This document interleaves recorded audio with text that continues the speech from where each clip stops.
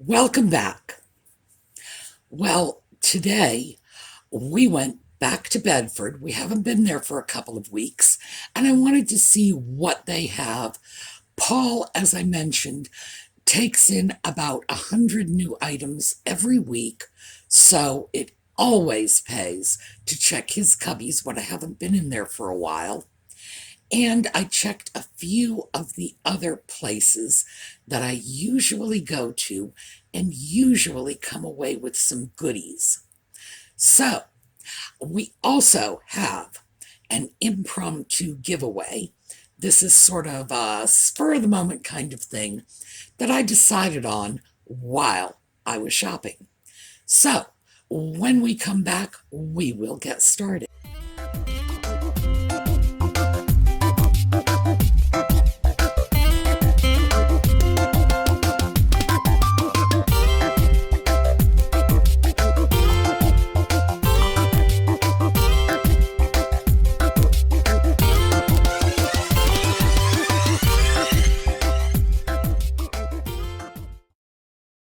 Well, before we get started, I have to apologize. I made a giant boo boo yesterday and I uploaded a video I had previously uploaded last weekend.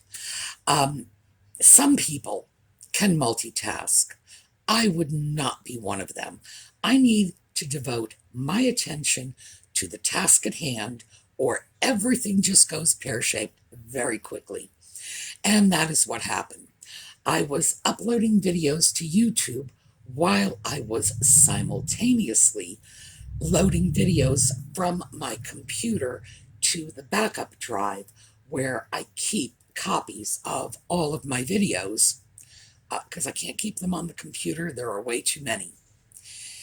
And I had two videos with similar names, uploaded the wrong one. So my apologies. The actual video was uploaded at 2:15 yesterday afternoon, and I removed the erroneous upload. So very, very sorry about that. Ordinarily, because I know I cannot multitask, I don't do it. So I don't get myself in trouble like this. But I don't know. For some reason, I just got the notion that I was going to be able to do more than one thing at once. You would think, after all these years of knowing that I can't do it, it would have sunk in. No, what can I say? Can't teach an old dog new tricks. So, moving on to today's video. Back to Bedford. I hadn't been there in a couple of weeks, and as I have mentioned previously, Paul brings in new items at the rate of about 100 new items a week.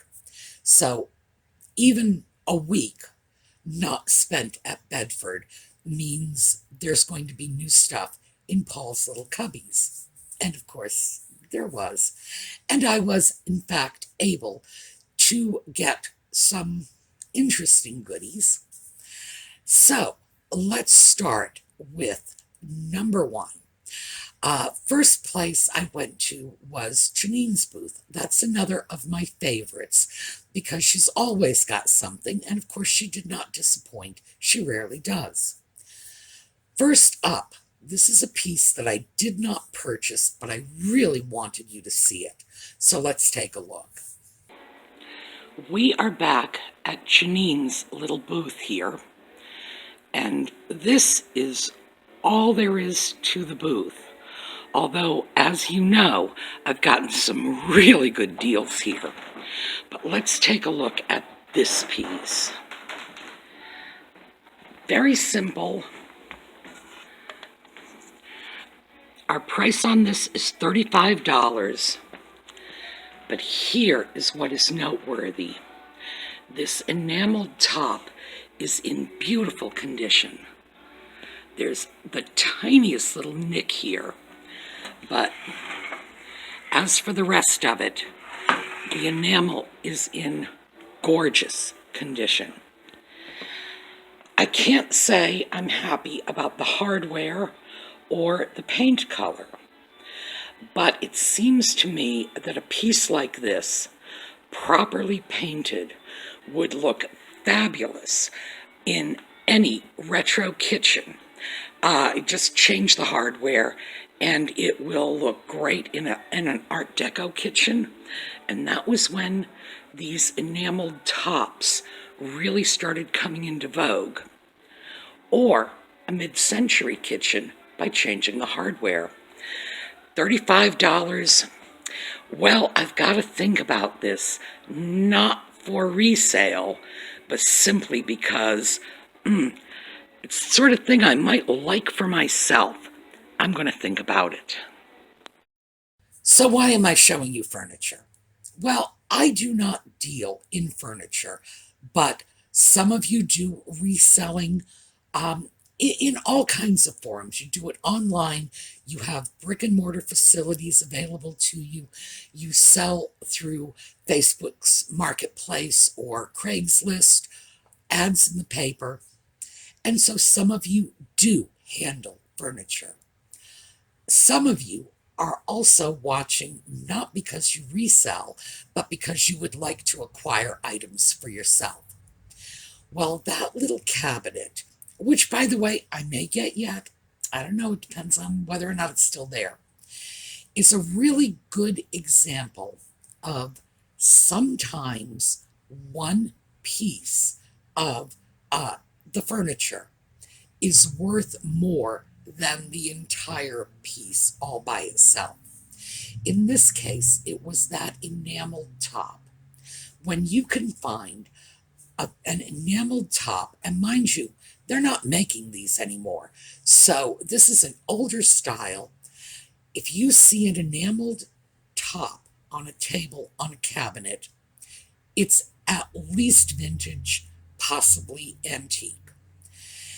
Finding one in good condition, and that one was in really nice condition. I found one tiny nick, and my finger had to find it because, frankly, it was very hard to identify that by sight only. You find something like that, the top alone is probably worth more than the $35 for the cabinet. I would not have gotten rid of the cabinet, to be honest with you. If I were to purchase a cabinet like that, I would be able to walk past the odd paint color, the inappropriate hardware, and I would just say, okay, this is a project piece. I would remove all of the hardware, replace it with period hardware. Well, I would paint it first. Paint it. Replace the hardware with period hardware. And once I had the door off the hinges, I would pack it up and send it off to an artist. And I happen to know one in Arizona, along with some files. And I do keep these files, keep that in mind, because I'll share them, with my files of Art Deco cabinet door designs. Now, I pick these things up from all over the place on the theory that one of these days they might come in handy. I usually do not share these designs on my videos because I get them from all over the internet. Sometimes I'm snapping photos in stores, and I'm not buying the items, so, it would be wrong to use their products like this. But as I say, I will share them for private use, not for public consumption, so to speak. And I would have it repainted with an Art Deco design, and I would make my own Art Deco cabinet out of a piece like that. And by the way, I keep Art Deco designs and Art Nouveau designs, streamlined modern designs, some mid-century designs, and they're all in files. And if you ever need ideas, let me know and I'll dredge things out and send them to you. But I would not publish them on videos because, as I say, they come from all over the place and I don't have permission to use the photos, so I can't share them publicly. But privately, yeah, sure.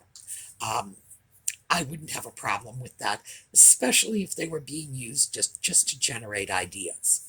So that's what I would do with a piece like that, because I would see the top as the main feature, and the cabinet itself would just be a blank canvas, and I would reinterpret it the way I wanted to. Now, of course, if I were looking at creating a 1950s kitchen, I would probably take the cabinet in a very different direction. 1950s, I would paint it white and probably do a cherry design on it. Cherries were huge in the 50s. Also, red and white was a big color combination in the 50s, whereas if you go Art Deco, as I've mentioned before, green, orange were the kitchen colors back then. So that was just for information purposes, and because you should always be able to look past the things you don't like about a piece. You don't like the paint color, paint is cheap. You know, that was what was that? I'm almost a sage green, not a color I would want to use in a kitchen. Easy enough to repaint. So remember that when you see pieces like this. While I was at Janine's little booth, and of course I've given you an overview of the booth, I came across a piece I had seen before. And this is a piece that I had walked away from at the time because, frankly, at the time I had already loaded up on stuff from Janine's booth. And I said, well, maybe I'll come back for this later. Well, turns out this trip was the later part. Well, just as soon as I was beginning to think that for the first time in I don't know how long, I would be leaving Janine's booth empty-handed, I stumbled across this. Now, I filmed this once before and said this is a beautiful piece of blue depression glass, but I didn't take it with me at the time. I said I would think about it. $8. And okay, here's my hand, and you know I've got big hands. This is a serious piece. Very large, very pretty. I can't find any damage. And of course, this particular shade of blue depression glass is not common. Yes, for $8. So, yes, that piece at $8 is going to be a beast to ship. Very heavy, but it is a great piece of depression glass. Blue is not a common depression glass color. The colors you see commonly in depression glass are green. I believe that's the most common. Pink, the yellow amber colors. Blue is less common. So I think that's going to be a selling feature. Also, the size of the piece, that is a large, heavy piece. Yes, shipping is going to be expensive on it, but with an $8 price tag, that means I can offer the piece at a low enough sale price to offset that additional shipping cost. So, yeah, finally it did come home with me. From Janine's booth, I trotted upstairs to Paul's Cubbies. So, let's take a look at that. Well, as you all know, Paul's Cubbies are one of my sort of go-to places when I come into Bedford. But unfortunately, one of my favorite cubbies is blocked off. So, as you can see, there is the hint of interesting goodies in the back here, but I am not going to be able to get to them, at least not today, not without help. So we're going to have to walk away from this, but right over here in this little alcove is another of Paul's Cubbies, and I have found this piece, and we are $4. It's a piece of English ironstone. Now, ordinarily, I would be inclined to say, oh, look, a very large sugar bowl. But in all likelihood, this is actually a tea caddy. From the looks of it, it's got some age, not a lot, but it's a very pretty piece.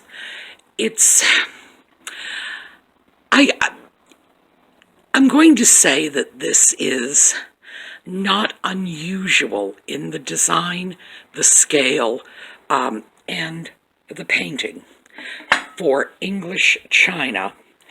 And certainly there is a market for, I'm going to move this because there's a strong light coming in through the window, making it hard to see this. There's a strong market for English china, especially items like tea caddies. So this little piece is coming home with me. Yes, I was in fact barricaded out of one of my favorite little cubbies. I'm not sure what happened there and why that area was all blocked off. Now, with Bedford, keep in mind, if I had been determined to get in there, I could have called the front desk and had someone help me move things out of the way so I could have gotten in there. But I didn't have the time for that today. So I scooted around and found that very pretty giant sugar bowl, which I am assuming is actually a tea caddy. It's too big to be a sugar bowl. It's not the right shape for a canister. So tea caddy, yeah, I think that's what it was. Good price on that because at $4, a nice piece of English ironstone.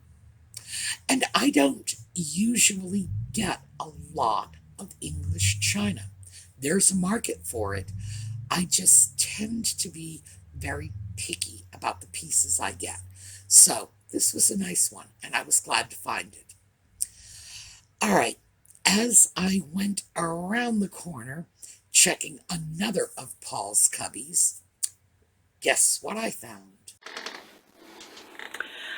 This piece is marked Little Girl in a nice wooden frame, $45.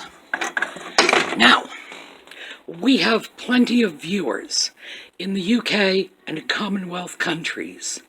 So, how about you all write in and let me know if you recognize this little girl? Now, I've seen this piece before, and I recognized it immediately. But today we are going to do an impromptu giveaway because I decided to have some fun with that piece. Picture of little girl. So, here is our giveaway. I came across a cache of Lisa's special arthritis-friendly pens. This one is a real beauty. We've got some baubles and a little elephant on the end. A beautiful leaf design. Right-handed pen. By the way, when I get Lisa's pens in, first thing I do is pick them up with my right hand and then my left and see which one has the fit. And this one is a right-handed pen.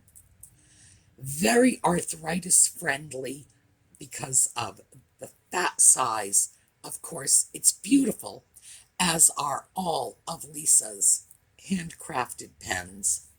So, the first person who can tell me who that little girl is wins the pen. So, get those comments in. Next to that, that was $45, by the way. I'm assuming it was mostly about the frame and the mat, and not so much about the little girl in question. Although, in my opinion, the little girl is worth $45.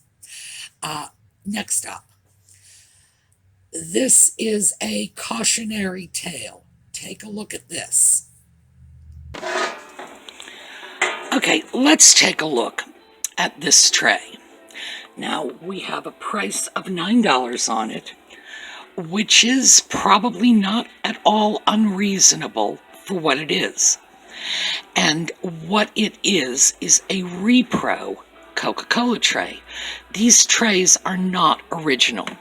They came out in the 1970s, and there was a whole series of them, and they are now showing up on the market. And because they are nearly 50 years old, they often have a lot of age and wear, making it difficult for people to tell the difference between this 50-year-old tray and what might have in fact been a 100-year-old tray. But do not be taken in. These are vintage, not antique. I see items like this all the time, and they range in age. This one was from the 70s. I remember these pieces. That's the good thing about being my age. I don't have to research that. I remember seeing them at the time they came out. That was in the 1970s, probably the late 70s. Coca-Cola issued these commemorative trays, and they were based on earlier designs. The designs were not of trays. Originally, those designs were posters for Coca-Cola that would go up in drugstores and soda fountains, and they reissued those images on a series of trays. There are a whole bunch of them. Well, now that we're looking at this, 40 years later, and the trays have some age to them, it's very easy to mistake them for being older. They will have images of Gibson girls. Most of them were kind of Gibson girl images. Images of Gibson girls, you look at that and say, oh, is this from 1910? Gee, it's got enough age on it, so I think maybe. No. And we are seeing this now because in the 70s and 80s, there were a lot of retro items produced. Old designs, legitimate old designs. These were real designs that were really out there on the market 50, 60 years earlier. And then they were reissued in the 70s, the 80s, and now they're hitting the market again. At this point, they are vintage, and they probably have a value, because also Coca-Cola collectibles will retain a value. People do collect Coke memorabilia. There will be people who will collect Coca-Cola trays from the 1970s and 80s, but they are not the originals. They are not what they look like. And what they look like are Coca-Cola trays from 1910. No, they're Coca-Cola trays from the late 70s. Late 70s. It was not quite the early 80s. And that was a period when turn of the century items were being reproduced. It was sort of a fad at that point. So be mindful. Yes, they have a value. No, it's not the same value they would have if they really were from 1910. Okay, next up. This I just sort of saw in passing in, I passed a booth and it was just right on the edge of the aisle. So let's take a look. All right, take a look over here. Nice geisha ware cup and saucer. Price is $2. It's unusual for geisha ware. This is not typical of most of the geisha ware we see. For one thing, it has a blue border, but also the lines are a lot cleaner than one ordinarily sees. It is marked Japan, and it is coming home with us. Now, I grab geisha ware when I can find it. I especially grab geisha ware when the border is in unusual colors. Blue is an unusual color. That particular cup and saucer was extremely well done for geisha ware. A very clean design, and I like grabbing them because there are geisha ware collectors out there. They do like those pieces. And if you can find unusual geisha ware pieces, and that is a little on the unusual side, yes, it will sell. Of course, for $2, it's a bargain no matter how you slice it. So, yeah, I was glad to spot that. Um, I find that a cup and saucer like that can be sold as a cup and saucer. I only paid $2 for it. I don't have to put very much on it as a markup. And so I can sell it inexpensively, and it'll still be worth my time to buy it. I can also take a piece like that and turn it into a little mini tidbit tray. I'm not sure what I'm going to do with it yet. I haven't even unpacked it. But for $2, glad to get it. All right, final piece I want to show you, and I erroneously said while I was filming this that this was from one of Paul's cubbies. It's not. So, no, this was from another dealer's little alcove that was next to one of Paul's cubbies. Anyway, let's take a look. Now, I believe this is a more modern reinterpretation of a deco teapot. I don't believe this is actually something that is close to 100 years old. It just doesn't appear to have that much age to it. Nevertheless, it's $3. It is, in fact, a beautiful Art Deco style. And for $3, oh yeah, I don't have a problem with a vintage piece made in an earlier style. So this piece and the Coca-Cola tray that we saw a few minutes ago have something in common. This is a piece that was made more recently in an older style. The design is Art Deco, the lines are Art Deco, the piece is not Art Deco. It's not old enough. I took a good close look at that. Nothing that is 80, 90, 100 years old would be in that condition. And by that, I do not mean free of damage, because I see pieces that are more than 100 years old all the time that look brand new.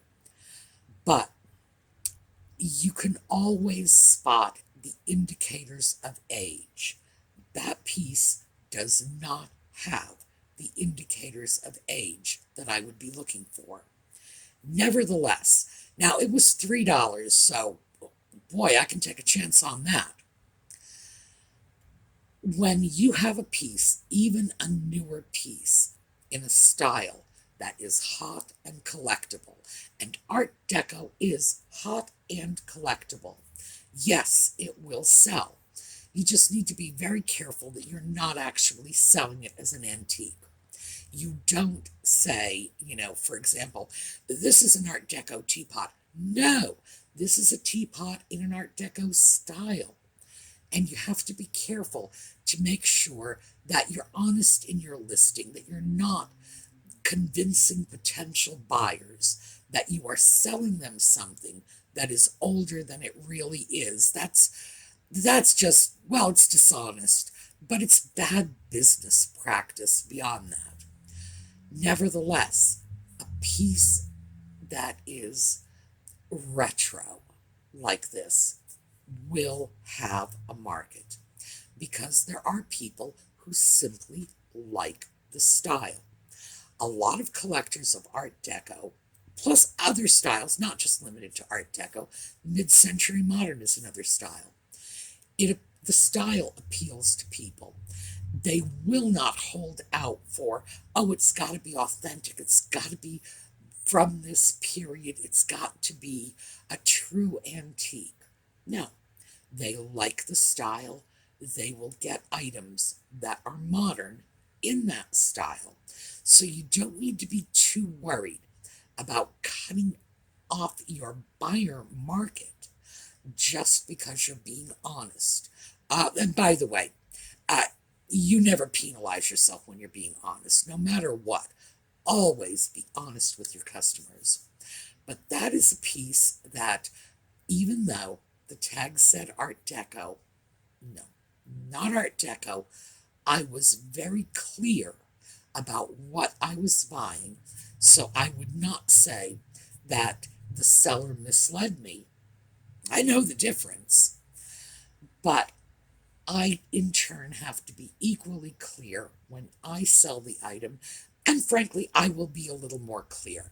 Um, you know, I may title a listing Art Deco teapot, but I am going to be 100% clear in the description that it is a modern rendition of an Art Deco teapot. And vintage, yes. Antique, no.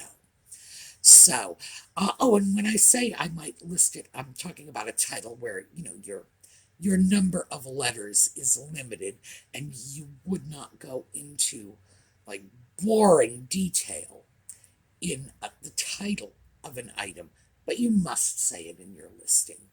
So that was what we have for you right now. I got more things, and I will be showing them to you. Meantime, remember, get in there and let me know who that little girl was, and then I will let you know where to send me the information so I can send you the pen. All right, we are going to take a look at a quick slideshow on our way out, just to give us a little happy transition into the rest of our day, and I hope to see you tomorrow. So, have a great day.